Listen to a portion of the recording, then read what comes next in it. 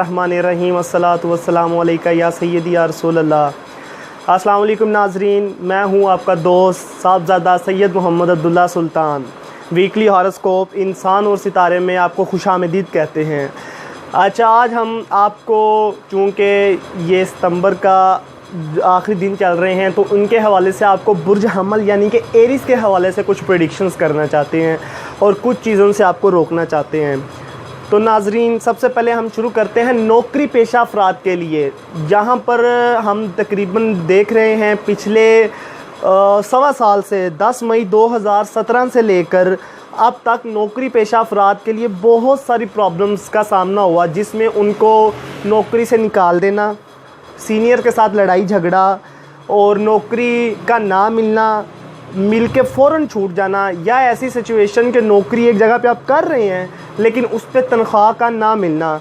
ये सारी सूरत हाल आपके लिए नाकाबिले बर्दाश्त थी और ये आपने बहुत मुश्किल से इस सारे वक्त को गुजारा है। तो यहाँ पे नाजरीन, हम आपको बताते चलें कि यहाँ पे आपके लिए खुशखबरी ये है कि आपका जो लोग कर रहे हैं नौकरी पेशा अफराद के लिए एक बहुत अच्छा वक्त शुरू हो चुका है। यहाँ पर आपको अपने लिए एक अच्छी नौकरी की तरफ मेहनत करनी चाहिए, आपको बहुत सारी कामयाबियाँ हासिल होंगी। अल्लाह पाक आपके तमाम मुश्किलात को आसान करे। इसके बाद हम चलते हैं बिज़नेसमैन जो कि तजारत करते हैं लोग।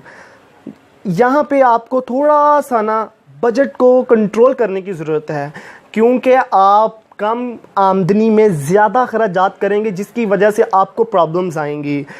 और इसके साथ साथ आपके एरीज़ के ना जो घरेलू मामलात हैं ना, उन पे खुदारा थोड़ा सा कॉम्प्रोमाइज़ करें और फोकस करें। आप बहुत सारे अरसे से 2009 से अब तक आप मसाइल के सामने में हैं। बेगम का बीमारी, बच्चों की जो है वो पढ़ाई के मामलात, उसके अलावा अपनी नौकरी के मामलात, यानी कि एक के बाद एक इम्तिहान से आप गुज़र रहे हैं। और 2009 से कि अब तक आपकी लाइफ सुकून में नहीं आई। हाँ, अब आपकी लाइफ ट्रैक पे आ रही है। तो यहाँ पे आपको घर पे थोड़ा सा फोकस देने की ज़रूरत है, क्योंकि आप पिछले काफ़ी अरसे से अपने घर में होने के बावजूद भी आप गैर हाज़िर थे। तो यहाँ पर नाजरीन, आप कोशिश करें अपने घर वालों को टाइम दें, एक अच्छा माहौल प्रोवाइड करें घर के लिए, ताकि घर का माहौल साजगार हो। क्योंकि केतु और मार्स चूँकि आपका हाकिम है, मार्स केतु के साथ आपके 11वें घर में कॉम्बिनेशन और कंजक्शन बना के बैठा है।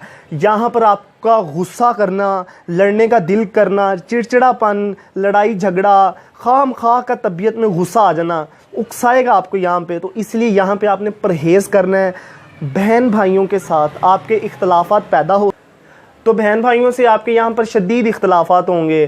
तो खैर, कोई बंदा आपको बात करे उसको दरगुजर करें, क्योंकि आप मार्स के ज़ेरे असर हैं। मार्स का तल्लक है आग के साथ, तबीयत में गुस्सा दिलाना, लड़ाई झगड़ा करना।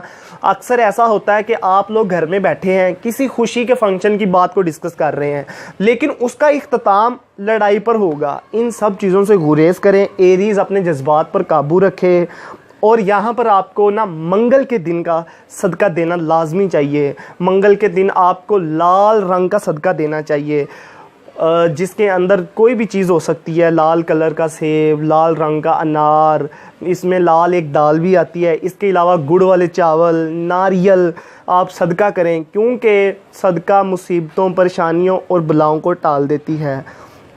ये जो कुछ दिन इस हफ़्ते में आपके आएंगे ना, 4 से 5 दिन, जिसमें बुध से लेके हफ्ते तक के दिन है, ये आपके लिए थोड़ा सा तबीयत में उखड़पन पैदा करेंगे। यानी इसमें आपका लड़ाई झगड़ा करने को दिल करेगा तो करेगा, लेकिन उसके साथ आपकी अपनी तबीयत भी ठीक नहीं रहेगी।